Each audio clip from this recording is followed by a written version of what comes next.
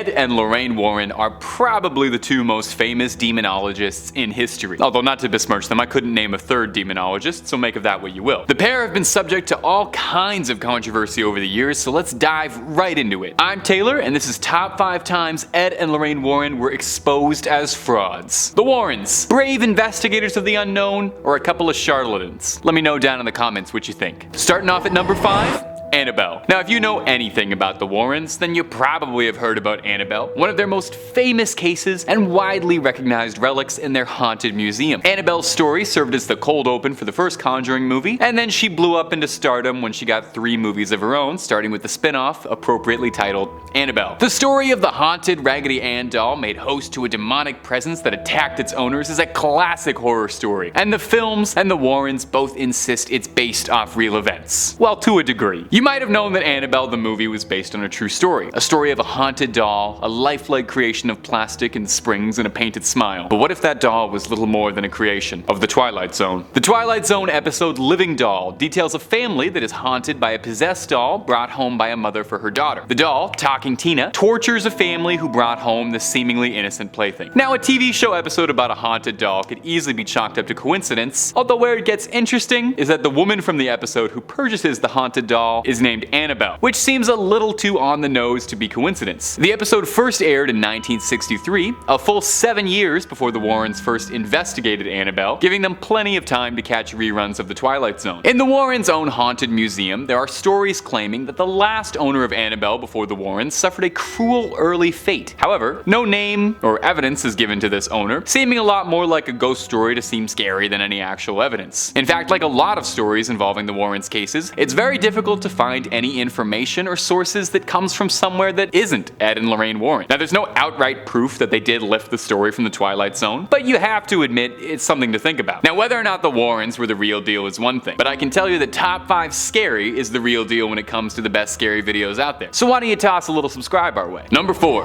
the Amityville Horror. The Amityville Horror haunting is one of the most famous paranormal myths in Americana. You could argue it's the most famous of the Warrens cases, being made into a series of several so-so movies and one good one. The story goes that a nice family moves into a home without knowing that the previous occupant had slayed his family and heard voices plotting against him. The new family, the Lutzes, begin experiencing all kinds of paranormal and demonic troubles plaguing their new home. Hearing word of this, the Warrens independently sought out the house and the case, bringing along a film crew with them to document their findings, including one rather famous photo of a boy descending down some stairs, which the Warrens insist was a ghost. Now, the story of the Amityville Horror is a hotly debated one for years as to whether or not it's a true haunting or just a hoax. The unfortunate incident involving the first family is real, but the rest is up for interpretation. There's a lot of evidence, both big and small, to suggest that the story was adjusted to sell books. The lawyer for the assailant that started this whole haunting claims that he made the story up with the Lutzes over many bottle of wines, quote, to drum up controversy in hopes of getting his client a retrial. The Warrens, independently involved, seem like this is what they were after as well. It's possible too the Amityville Horror itself could have just been inspired by the film The Exorcist, coming out a few years earlier when demonic possession would have been very popular and on people's minds. Number 3, The Haunting in Connecticut. The Haunting in Connecticut, although not officially part of the greater Conjuring cinematic universe and its several sequels, is nonetheless a very famous American haunting, detailing a poltergeist and,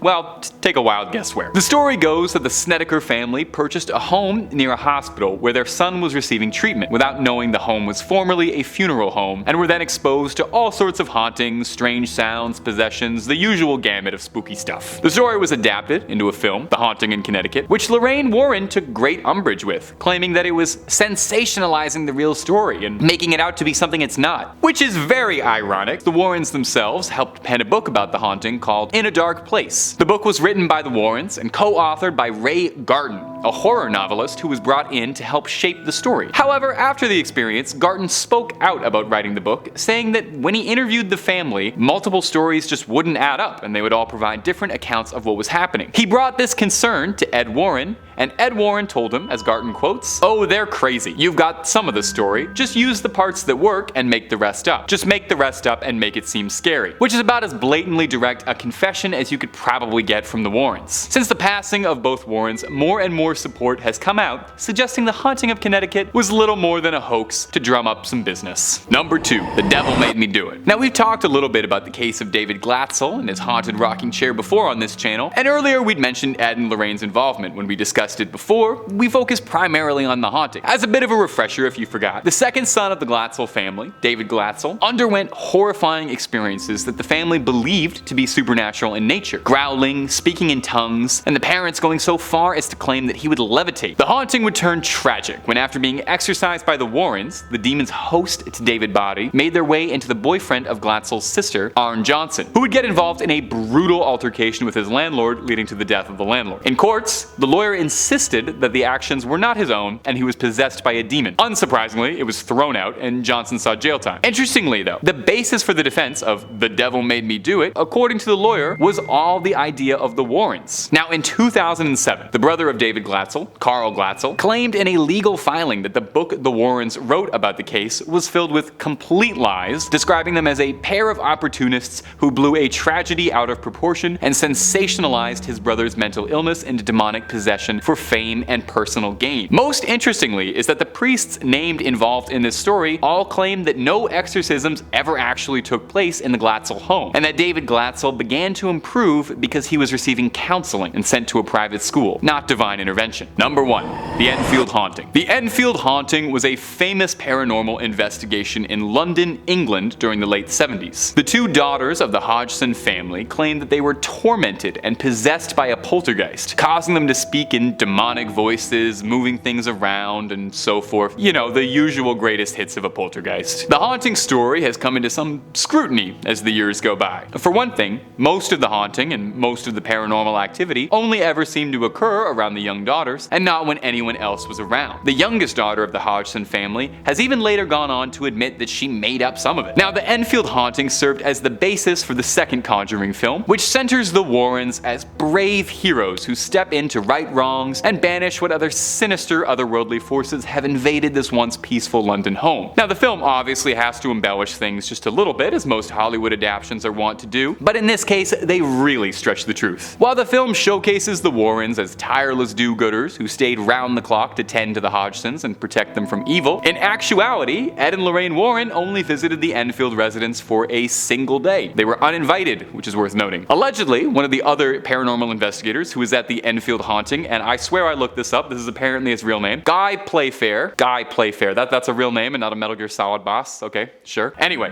Mr. Guy last name says that upon meeting Ed Warren, he was told by Mr. Warren that we could make some real money off of this case. Leaving after a day, Ed Warren may have been right, since The Conjuring 2 grossed roughly $320 million, which is a really sweet sum to see residuals off of for attaching yourself to a story that you had nothing to do with. Lorraine Warren served as a consultant to all of the Conjuring films to ensure that the Warrens were portrayed realistically and correctly, so I just want to say it's a bit interesting that she didn't seem to have an issue with the film outright lying about their involvement in that case at all. But to quote Ed Warren, "You've got some of the story, so just make the rest up and make it scary." That's all for this one, my ghouls and goblins. Thanks so much for watching as always, and I'll see you in the next one. Take it easy.